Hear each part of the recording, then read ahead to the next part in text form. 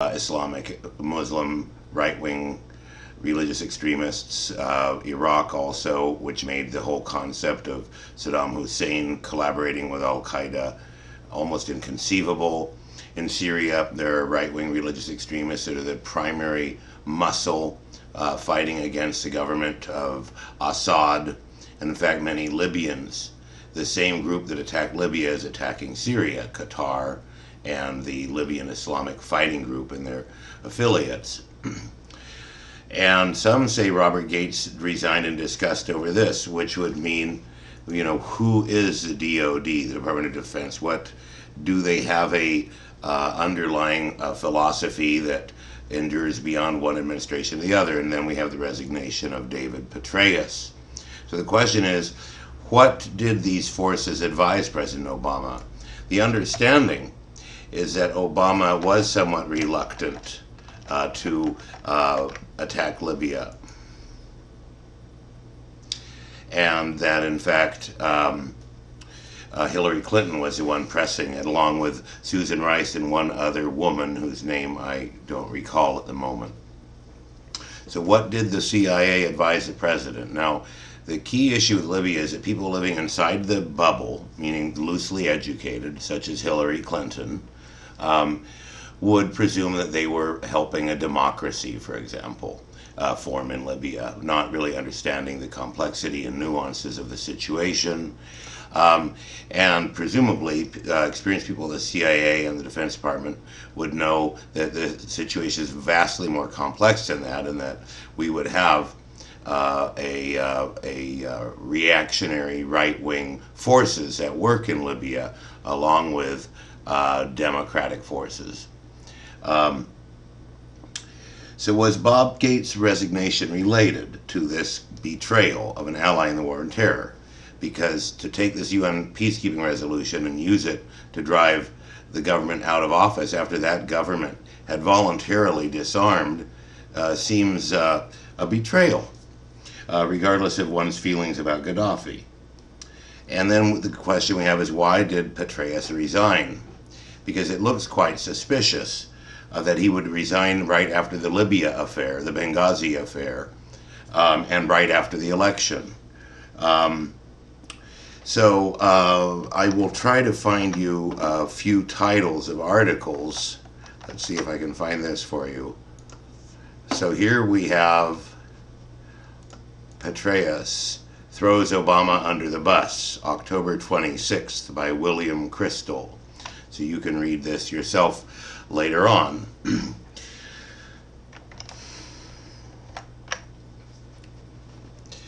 Now, let's see here. So we have to ask, did the CIA warn against this betrayal and to take a peacekeeping resolution and use it to drive war? Where is the report? Can we see the decision-making and debate that went on to make this decision to bomb Libya? What were the arguments? Was Obama reluctant and Clinton hawkish? Was Petraeus forced out for not covering Obama's back and nearly costing him the election? If it hadn't been for Hurricane Sandy, it's quite possible Mitt Romney would be the president and not Barack Obama. It certainly would have been quite a bit narrower, because this Libya story has a life of its own and won't go away. But the frustrating thing for those of us who have covered Libya outside of the bubble is that there's a lot of problems with the whole militarization of a demand for greater freedom in these countries. A study has been done of countries that had peaceful versus violent revolutions, and peaceful revolutions have a vastly higher chance of having positive outcomes, and there was no effort made to have a peaceful outcome. And if you go back and look at other pieces I've done, I go into this in excruciating detail, and I won't cover it tonight. Then one has to ask, are our elections in of themselves fair and free? Why won't Carter Center, for example, cover American elections since they certify all the others? And why did Carter certify the elections in Libya when Libya prohibited anyone associated with its political life in the last 40 years from running or even talking?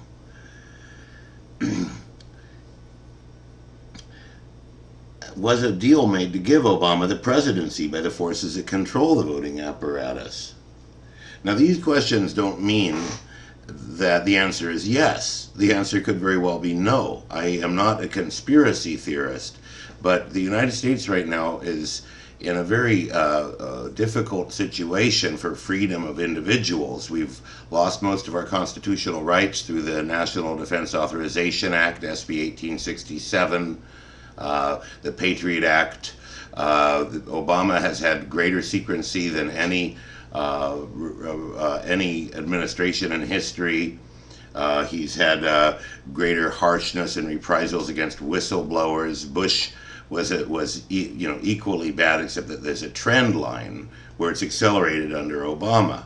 It's gotten worse under Obama, but Bush and Obama have a continuation of this national security state. So what used to seem like paranoia now is actually contemplatable. And why did Victoria Nyland, who is the State Department spokesman, and Jay Carney claim that we don't just have a crew waiting around to go into Benghazi? It takes a while to form this. Now, think about police departments and SWAT teams. I mean, and this is 9/11. The whole world was on alert, and I want to show you something. So this is the military bases of the United States, such as I was able to obtain. And here are the distances. So from Izmir to Benghazi is 595 miles. And from the one that I would have thought we would have come from, there we go, Sigonella in Sicily, it's 470 miles. And you damn well better believe we would have forces in these places that could have been dropped. So, that means we should have been able to get there in 2 hours. 2 hours.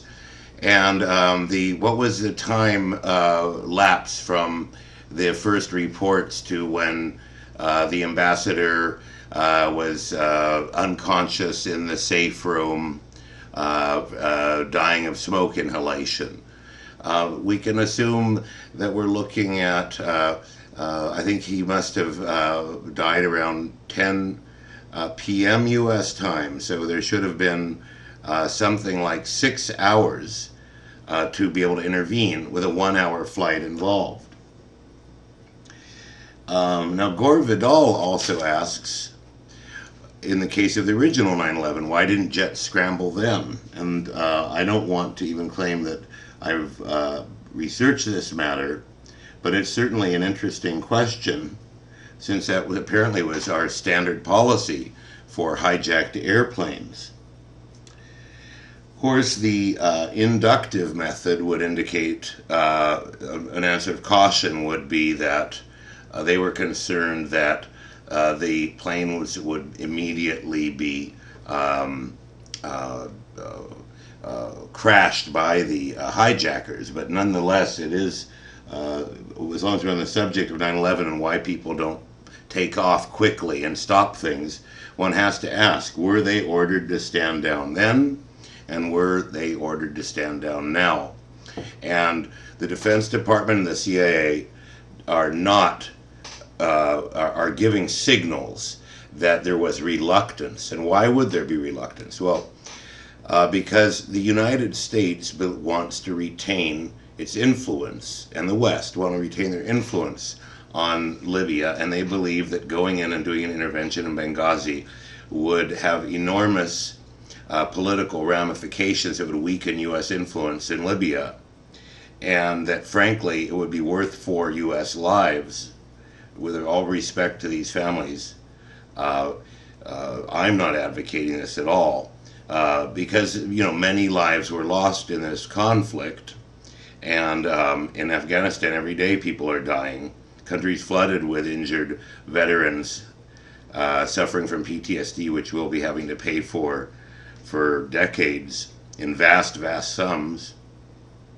So compared to other crises and problems, they probably would have thought that taking that risk and assuming that they were throwing the dice that the local guards could keep the situation from getting out of hand, that the safe room would be able to protect the ambassador until help arrived.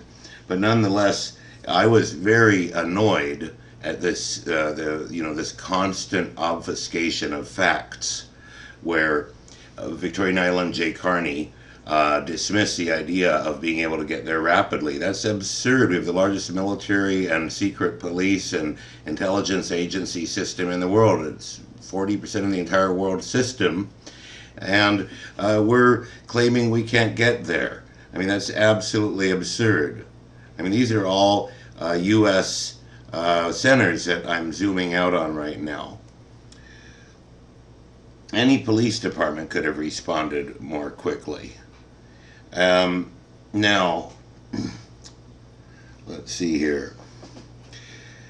There is a Ms. Bensouda, who is the International Criminal Court prosecutor, who's looking into one of the three mass collective punishment war crimes in Libya that are very black and white. The first was Sirte, the hometown of Gaddafi, one of the largest cities in Libya, an extremely well-built city with a massive conference center that was to host the African Union, a lot of expensive and modern infrastructure that was utterly annihilated by NATO, along with the Qatari and special forces from NATO on the ground, the drones, the bombers, and the jihadists, as well as the legitimate freedom fighters, as one might call them, or counter-revolutionaries or revolutionaries. This city was razed to the ground. It's totally unrecognizable. Now, the second city to be faced from the earth by the Libyan uprising was Tawerga, which is a black township from which missiles were fired into Misrata. And as long as we have Google Maps here, I will zoom in and show you that as well. And that's the town that the ICC, International Criminal Court prosecutor, is willing to consider prosecutions on. It's the least politically controversial, certainly. Then the third city that was collectively punished, Beni Walid, there's allegations of poison gas. So why doesn't she mention Sirte? Why doesn't she mention Beni Walid? And there's probably quite a few crimes to look into down in the south of Libya, in around Saba, which we'll get to in a moment.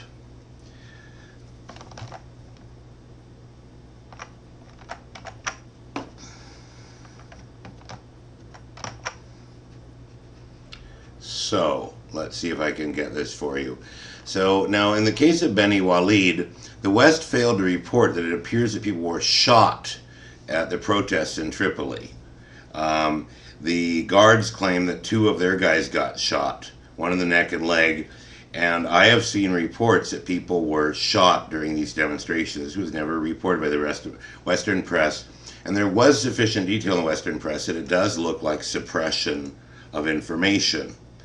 In other words, this is an important factor. If you cover a demonstration and you don't cover the fact that people were killed at the demonstration, it's not very good journalism. Okay, let's see here. Now, since Obama's election, today in particular, Israel, after their Sabbath, has simultaneously launched missiles into Syria and has threatened a ground invasion into Gaza. So we're going to have to try to follow this story and understand what's going on. Irony of ironies in the news was when Buddhist extremists in Burma persecuted Muslim minority, which is a very bizarre juxtaposition. And let's see here. Of course, there was a Russian arms deal in Iraq that was canceled because of pressure from the West. The U.S. arms sales have just gone through the roof, And U.S. percentage of arms sales last year was 75% of all arms internationally. And you can look this up. Let's see here. The other interesting thing that happened recently was, one should really keep an eye on Turkey right now. Turkey is going through a very sinister phase. In Turkey, during the annual celebration of their independence, people who went to attempt to celebrate their independence or the formation of the modern state of Turkey after the fall of the Ottoman Empire under Kemal Ataturk were harassed by the religious extremist government of Prime Minister Erdogan, and were looked at badly for having the founders of the countries a picture in their cars. This was reported to me by a Turkish co-worker of mine who's quite reliable and is, in fact, a physicist, although she doesn't work in that capacity for us. Then there's the issue of what is the present government of Libya doing. Their only sole responsibility, their transitional government even now, is to set up a constitution, have it ratified. And this process is going painfully slowly. So if we look at Libya here, Libya is composed of Tripolitania, Cyrenaica, and Benghazi and Cyrenaica, and Fezzan. These were three ancient states of the Ottoman Empire. And interestingly, of course, it was the Sheikh of Tripoli who created the first armed conflict with the United States by demanding tribute from American merchants traveling abroad, and Thomas Jefferson had to reverse his course of downsizing the Navy to pay off the national debt. In particular, and to prevent a military-industrial complex from forming.